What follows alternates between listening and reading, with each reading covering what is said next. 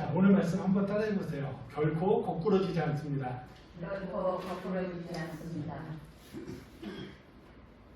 하나님께서 우리에게 주고 싶은 것이 있는데 평안과 미래와 희망이라고 하셨어요. 내가 너희들에게 주고 싶은 게 있다.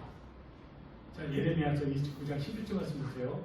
여호와의 말씀이니라. 너희를 향한 나의 생각은 내가 하나니 평안이요 재앙이 아니니라. 너희에게 미래와 희망을 주는 것이다. 그러기에 하나님을 만나는 사람은 누구라도 평안과 미래와 희망을 뚫게 되어 있습니다. 반면에 우리의 원수인 사단도 우리에게 세 가지를 주고 싶어 합니다. 첫 번째, 어떻게 하면 한 사람이라도 더 지옥으로 끌고 갈까? 두 번째, 어떻게 하면 예수 믿는 사람들의 믿음을 좌절시킬까? 그 믿음을 포기하게 할까? 세 번째, 어떻게 하면 예수 믿는 사람들로 하여금 예수 믿으면서 예수 믿는 사람처럼 살지 못하게 할까? 이게 사단의 목표입니다. 어떻게 하면 한 사람이라도 지옥으로 데리고 갈까? 이거 간단해요. 예수 믿지 못하게 하면 됩니다. 예수 믿지 않으면 그 사람은 사단과 손잡고 지옥으로 가는 겁니다. 이 세상에 사는 동안에 아무리 선하게 착하게 산다고 한다 한들 그것으로 천국으로 가는 것과는 아무 상관이 없습니다. 내가 설령 사람이 아무도 없는 무인도에서 사람들에게 어떤 해도 끼치지 않으면서 착하게 살았다 하더라도 그 사람 예수 믿지 않았다면 지옥 가는 겁니다. 제가 11월달 첫째 주에 이런 말씀 드렸어요.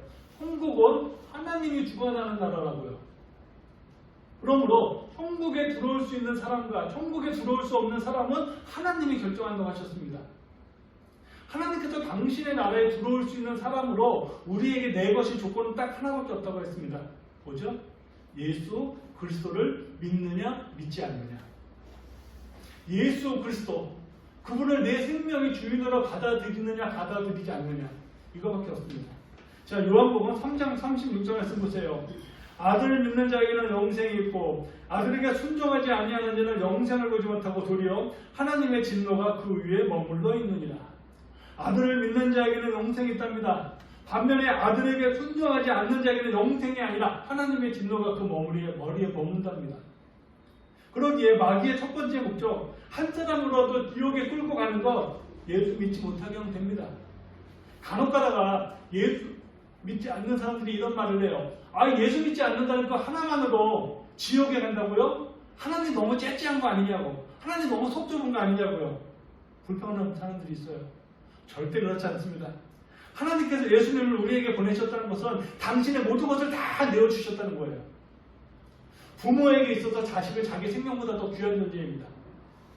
그러기에 부모들은 자기 생명으로 자식의 생명을 구할 수만 있다면 기꺼이 자기의 생명을 내어놓습니다. 그런데 자기 생명보다 더 귀한 아들을 우리를 위해 내어놓았습니다. 무슨 말이에요? 이것은 하나님께서 우리를 위하여 모든 것을 다 내어놓으셨다는 겁니다. 자, 로마서 8장 31절 말씀 보세요. 그런즉 이 일에 대하여 우리가 무슨 말을 하리요? 만일 하나님이 우리를 위하시면 누가 우리를 대적하리요? 자기 아들을 아끼지 아니하시고 우리 모든 사람을 위하여 내주시니까 어찌 그 아들과 함께 모든 것을 우리에게 주시지 아니하겠느냐? 자, 32절 말씀 보세요. 자기 아들을 아끼지 아니하시고 우리 모든 사람을 위하여 내주시니까 그 아들과 함께 우리에게 모든 것을 왜 주지 않겠냐고 하시는 겁니다. 이처럼 당신의 모든 것을 다 내어놓으신 분에게 예수 믿지 않는다고 해서 지옥에 보낸다고요? 하나님 너무 속 좁은 거 아닙니까? 이렇게 말한다면 하나님의 사랑과 하나님의 은혜를 조롱하고 무시하는 겁니다. 하나님께서 무엇을 얼마나 더 내어놓으셔야 하나요? 그러기에 예수님을 믿고 받아들이지 않는다는 것은 하나님의 은혜를 거부한다는 겁니다. 하나님의 은혜를 거부하는 사람 방법이 없는 거죠. 지옥 가는 겁니다. 두 번째, 사단의 목적, 어떻게 하면 예수 믿는 사람들로 하여금 그 믿음을 포기하게 할까? 예수 믿는 사람으로 하여금 어떻게 하면 예수 믿는 사람처럼 살지 못하게 할까? 이 목적을 달성하기 위하여 사단은 지금도 우는 사자처럼 우리에게 다가오고 있다는 겁니다. 동물학자들 연구에 의하면 동물들을 부지런한 동물과 게으른 동물로 나눌 때 사자는 게으른 동물에 속한답니다. 그래서 사자는 배가 부르면 몇 날 며칠이고 그냥 잠을 자고 이렇게 어슬렁거린답니다. 다른 동물들이 자기 앞으로 지나가도 별로 신경도 안 쓴답니다. 배가 부를 때. 그러나 사자가 배가 고프면 상황이 달라집니다. 사자가 배가 고파서 나 이제부터 사냥한다 하고 소리를 지르면 그 순간부터 사자 주변에 있는 모든 동물들은 긴장한답니다.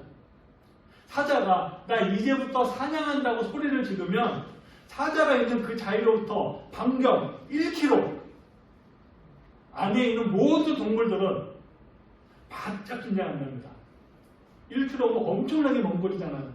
그런데 나 사냥한다고 사자가 배고파 소리 지르면 사방 1km 안에 있는 모든 동물들이 설설설설 긴답니다. 그런데 배고픈 사자가 지금 사냥을 하기 위해 소리를 지르고 먹잇감을 찾아다니듯이 사단도 우리를 넘어뜨리기 위하여 우리를 찾아다니고 있다고, 우리를 우겨싸고 있다고 바울은 오늘 본문에서 말합니다. 자, 8절 말씀 보세요. 우리가 사방으로 우겨싸움을 당하여도 쌓이지 아니하며 답답한 일을 당하여도 쌓이지 낙심하지 않는답니다. 우리가 사방으로 우겨싸움을 당한답니다. 사단은 우리를 넘어뜨리기 위하여 수단과 방법을 가리지 않습니다. 구약 성경에서 우겨싸움을 당하였던 대표적인 한 사람을 꼽으라 한다면 욥을 꼽을 수 있고요. 신약에서 우겨싸움을 당하였던 대표적인 한 사람을 꼽으라 한다면 바울을 꼽을 수 있죠. 그러나 바울은 이렇게 말합니다. 나는 사방에서 우겨싸움을 당하였지만 나는 그 고난으로 인하여 결코 넘어지지 않았다고요. 자, 그 이유에 대해서 바울은 이렇게 말합니다. 자, 7절 말씀 보세요. 우리가 이 보배를 질그릇에 가졌으니 이는 힘이 큰 능력은 하나님께 있고 우리에게 있지 아니함을 알게 하게 합니다. 우리 안에 보배가 있답니다. 우리는 질그릇처럼 깨어지기 쉬운 존재이지만 내 안에 있는 그 보배 때문에 고난이 아무리 우겨싸도 나는 깨어지지 않았다고 합니다. 고난이 고난으로 끝난다면 예수 믿는 의미가 뭐가 있죠? 절망이 절망으로 끝난다면 내가 예수 믿는 의미가 뭐가 있어요? 예수님 때문에 그 고난에서 좌절하지 않고 예수님 때문에 그 절망 속에서 희망을 발견할 수 있기에 우리는 예수 믿는 재미가 있는 겁니다. 고난 속에서 거꾸러지지 않고 예수님 때문에 다시 일어난 한 사람의 이야기가 있습니다. 29살 나이에 두 아이를 가진 젊은 아버지의 이야기입니다. 열심히 산다고 살았고 열심히 일한다고 일했는데 빚만 점점 늘어났습니다. 그래서 더 이상 이렇게 사는 게 싫다 생각하고 한강에 빠져 죽으려고 한강에 가서 한쪽 발을 한강에 담그었습니다. 그런데 뒤에서 전혀 기도의 시간에 만나자고 하는 사람들의 소리가 들렸습니다. 뒤를 돌아보았더니 어느 교회에서 금요일날 야유회를 나왔다가 집으로 돌아가면서 전혀 기도에 만나자고 하는 그런 인사를 하면서 가는 것을 보았습니다. 자기 딴에는 어린 시절부터 신앙생활하고 예수 믿는다고 예수 믿어왔는데 지금 힘들다고 해서 한강에 빠져 죽으려고 발을 담그고 있는 자기의 모습을 보며 갑자기 확 부끄러워졌답니다. 그래서 한강에 담그고 있던 그 발을 슬그머니 떼고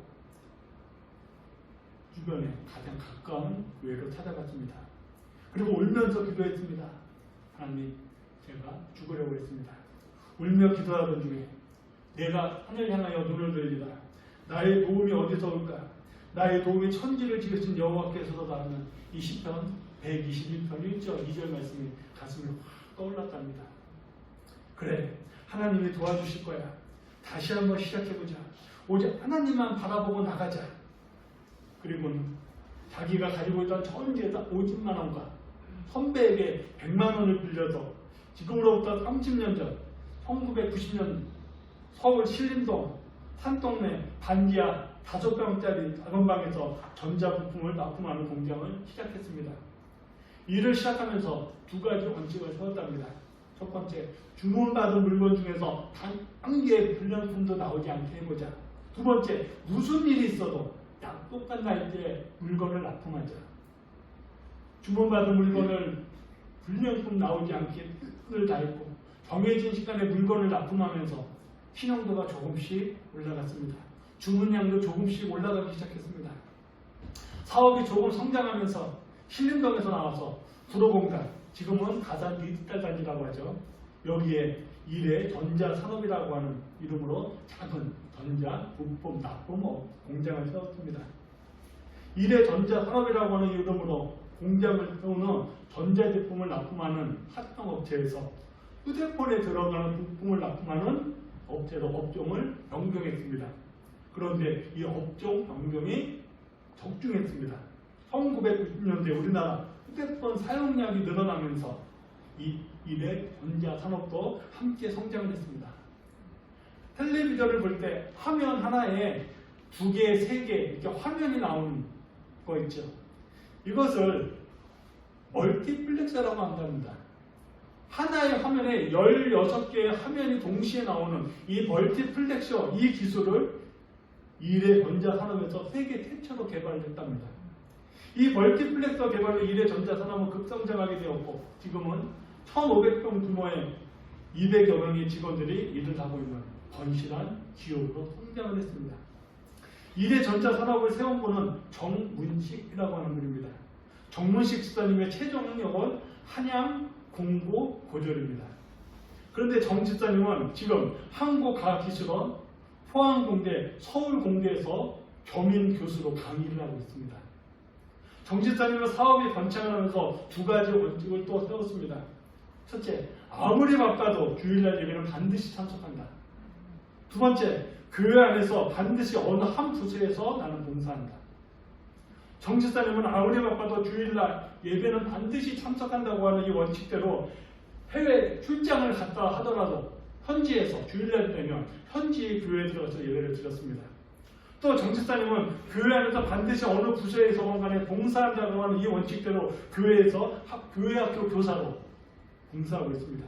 정 집사님이 아이들이 가르치는 일에 얼마나 충실했냐 하면 외국에 출장을 나갔다가 주일날 내가 맡은 아이들에게 말씀을 가르쳐야 한다는 그 사명감에 비행기 타고 다시 들어와서 아이들에게 말씀을 가르치고 다시 일을 보러 나갈 정도라고 합니다. 정문식 집사님은 이렇게 말하고 있습니다. 지금도 5평 창고의 차가운 바닥을 잊을 수가 없습니다. 살기 힘들어 한강에 발을 집어넣었던 그때를 잊을 수가 없습니다. 내가 눈을 들어 하나님을 바라보았듯 여러분들도 눈을 들어 하나님을 바라보시기 원합니다. 하나님의 뜻을 붙들고 살아가면 하나님이 주시는 축복은 반드시 찾아옵니다라고요. 고난이 우리를 오겠다 할지라도 그 고난에 쌓이지 않는 사람이 바로 세상에 끌려다니는 사람이 아니라 세상을 끌고 가는 사람입니다. 이건 욥을 통해서 우리가 분명히 확인할 수 있어요. 여러 번 말씀드렸어요. 욥은 이 세상에 태어나서 사람이 겪을 수 있는 고난이란 고난을 다 겪어본 사람입니다. 도둑대가 들어와 모든 재산을 다 빼앗겼습니다. 이건 물질의 고난을 당한 거죠. 또 집이 무너져 내리면서 아들과 딸이 한시에 다 죽었습니다. 자녀의 죽음이라고 하는 고난을 당한 겁니다. 몸에 병이 생겼어요. 건강의 고난을 당한 겁니다. 누가 뭐라 해도 자기를 믿고 지지해줘야 아내가 곁을 떠났습니다. 배신의 고난을 당한 거잖아요. 친구들이 자기의 모습을 보면서 도대체 인생을 어떻게 사는데 이 모양 이 꼴이냐고 수치와 조롱의 고난을 당했습니다. 물질의 고난 하나만 당해도 사람들은 산다 못 산다 합니다. 그런데 욥은 물질의 고난만 당한 것이 아니라 자식의 죽음의 고난, 건강의 고난, 배신의 고난, 수치와 조롱의 고난을 다 겪었습니다. 친구들이 욥이 당하는 그 고난을 보면서 도대체 인생 어떻게 살았길래 이 모양 이 꼴이냐고 조롱했지만 욥은 고난 당하기 전에 신앙생활을 잘했던 사람입니다. 하나님이 욥의 믿음을 두고 사단에게 욥처럼 이런 사람을 네가 본 적이 있냐고까지 자랑을 하셨어요. 자, 인정받은 정도가 아니라 하나님께서 자랑하신 사람입니다. 욥기서 1장 8절 말씀 보세요.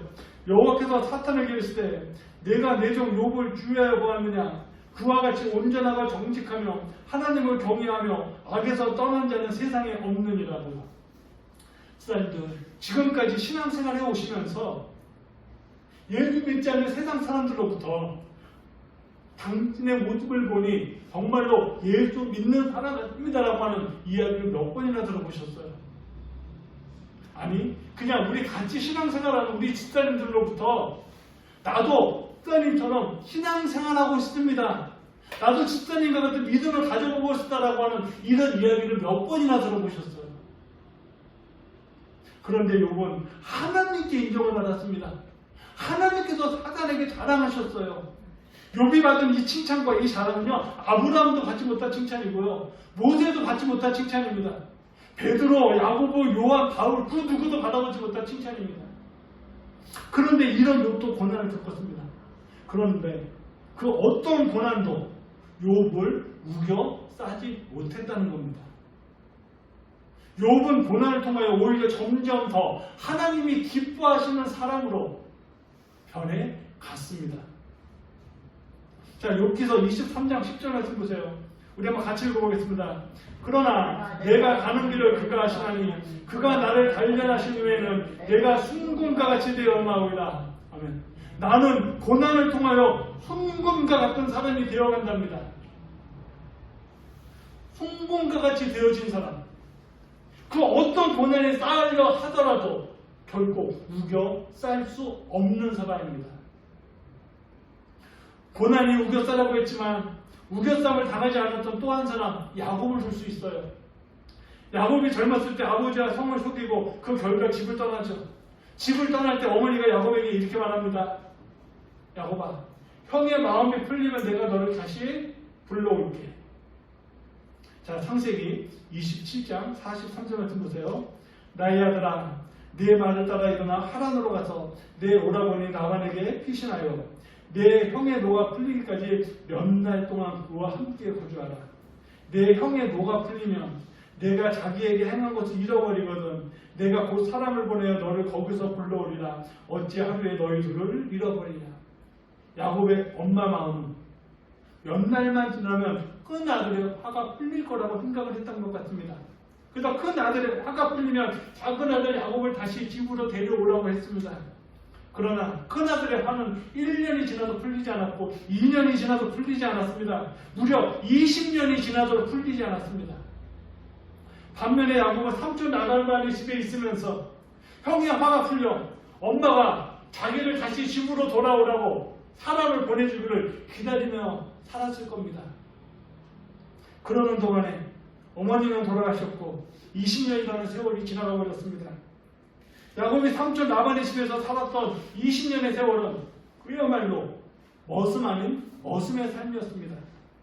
야곱이 라반 밑에서 20년을 살 동안에 얼마나 고생을 했는지 야곱의 아내였던 레아와 라헬이 자기 아버지 라반에 대해서 이렇게 이야기를 합니다. 딸들은 웬만하면 친정 아버지 편이잖아요.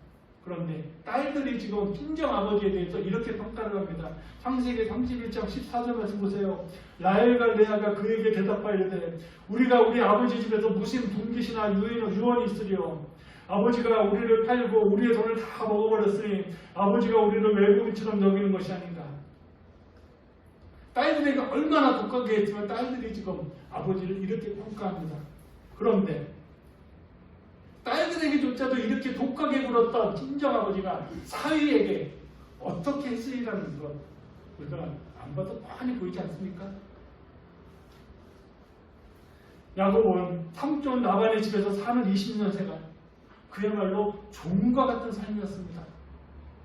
그러나 야곱은 삼촌 라반으로 인하여 당했던 그 억울한 고난으로부터 결코 우겨쌈을 당하지 아니했습니다. 다른 종교를 가지고 있는 사람들이 이 세상을 어떻게 살아가고 있는지 저는 잘 모르겠습니다. 그래서 제가 다른 종교를 가지고 있는 사람들이 이 세상을 어떻게 살아가고 있는지 이렇다 저렇다 말할 수는 없어요. 그러나 분명한 것은 예수 믿는 사람들은 고난으로 인하여 결코 거꾸러지지 않는다는 겁니다. 단 조건이 있습니다. 반드시 내 안에 예수님이 계셔야 합니다. 바울은 이 부분에 대해서 분명하게 말씀하고 있어요. 저 오늘 말씀 보세요. 우리가 이 보배를 질그릇에 가졌으니 이는 힘이 큰 능력은 하나님께 있고 우리에게 있지 아니함을 알게 하려 합니다. 우리가 사방으로 우겨쌈을 당하여도 쌓이지 아니하며 답답한 일을 당하여도 낙심하지 아니하며 박해를 받아도 버림받지 아니하며 거꾸로 생을 당해도 망하지 아니하리라. 내 안에 예수가 있는 사람, 그 사람만이 어떤 고난이 와도 그 사람을 우겨 싸지 못합니다. 말씀드렸던 일의 전자산업의 정문식 집사, 구약 성경에 나오는 욥이나 야곱과 같은 사람들 엄청난 고난을 당했습니다. 그러나 그 사람들 그 고난이 쌓이지 않았습니다. 왜 그러죠? 이 사람들 바울의 말대로 그들 안에 예수 그리스도가 살아 계셨기 때문입니다. 바울의 말대로 우리는 질그릇 같은 존재입니다. 그러게 뚝 건드리면 언제라도 금가고 깨어질 수밖에 없는 그런 존재들입니다. 작심삼일이라는 말 있죠.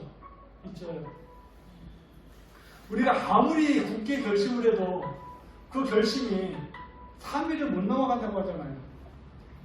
우스갯얘기로 도박에 빠진 사람이 2번 다시는 도박 안 하겠다고 손가락을 잘랐더니 3일 후에 발가락으로 도박을 하면서 에이 괜히 손가락만 잘랐네 그렇게 하면 안 한다고 한 사람.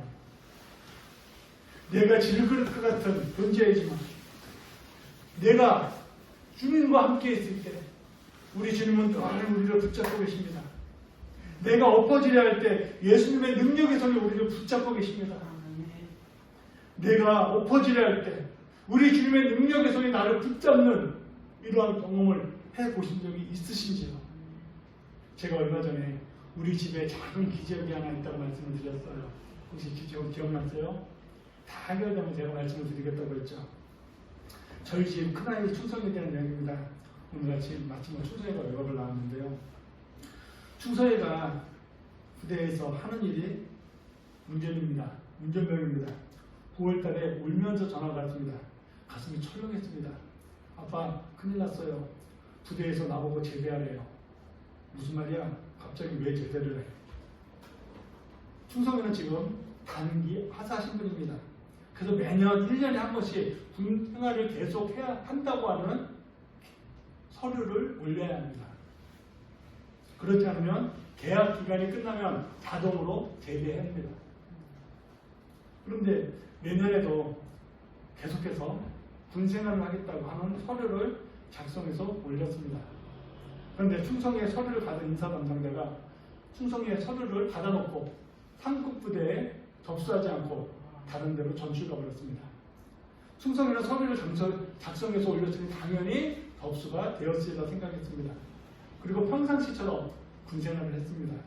그런데 9월달 자기의 앞으로 월급이 나왔는데 평상시에 받던 월급의 반으로 줄어나왔습니다.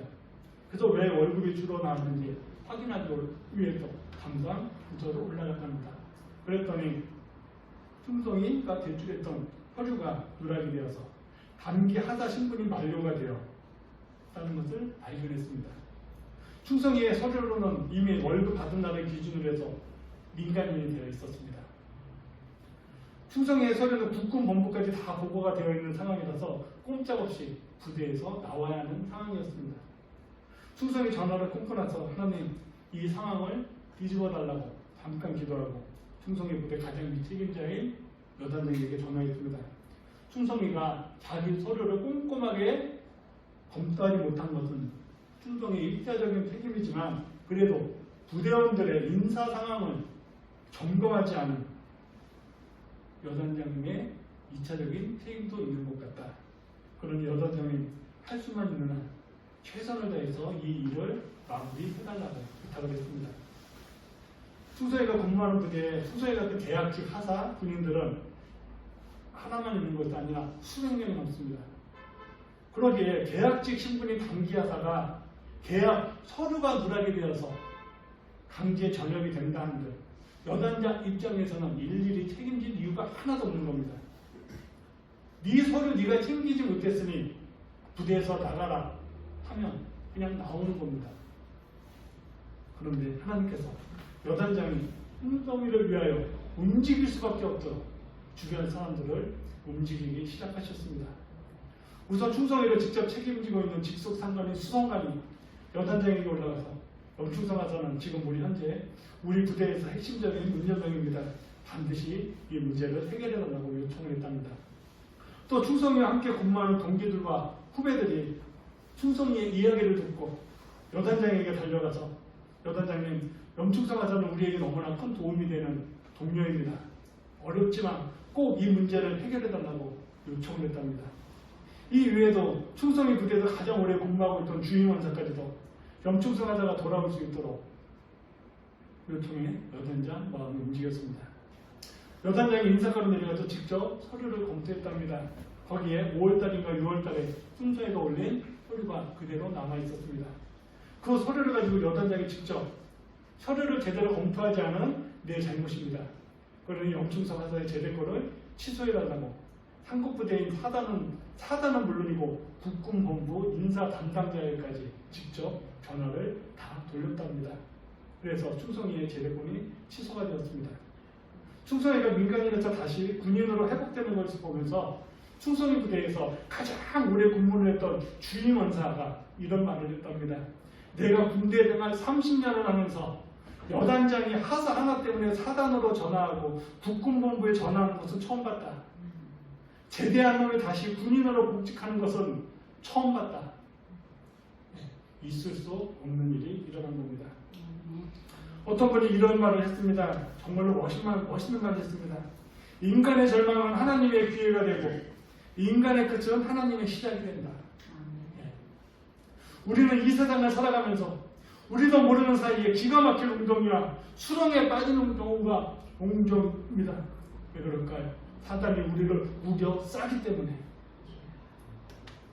사단이 우리의 믿음을 좌절시키고 우리로 하여금 예수 그리스도로부터 멀어져 나가게 하기 위하여 우리를 끊임없이 우겨 쌉니다. 하나님은 살아계십니다. 그래서 지금도 우리를 도와주고 계십니다. 내 안에 예수라고 하는 보화가 있는 그 사람은 절대로 그 절망의 상황 속에서 우겨쌈을 당하지 않습니다. 왜 그럴까요? 우리에게는 모든 능력의 근원이 되시는 우리 주님께서 우리와 함께 하고 계시기 때문입니다.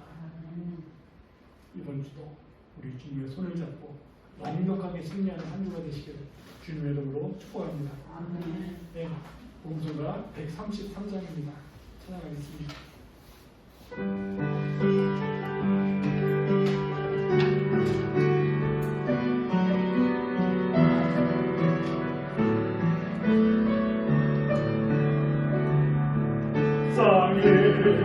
내 실패했어도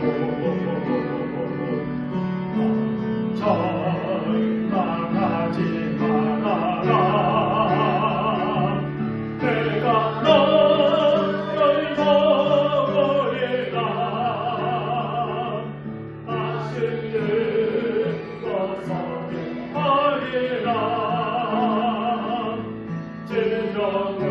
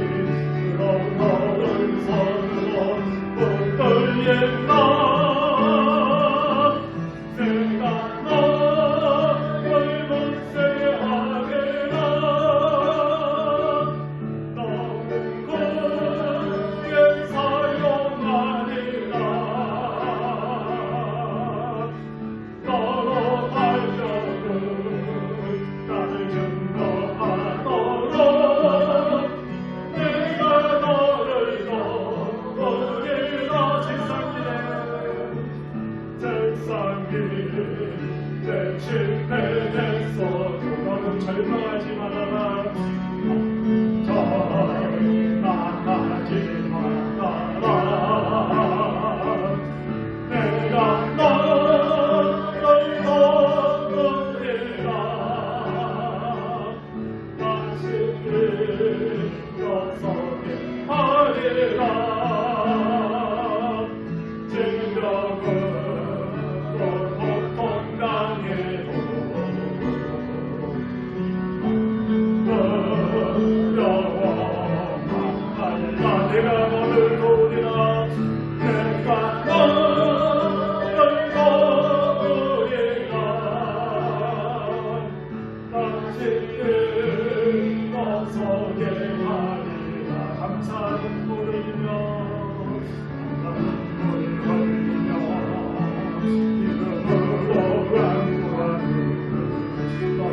걸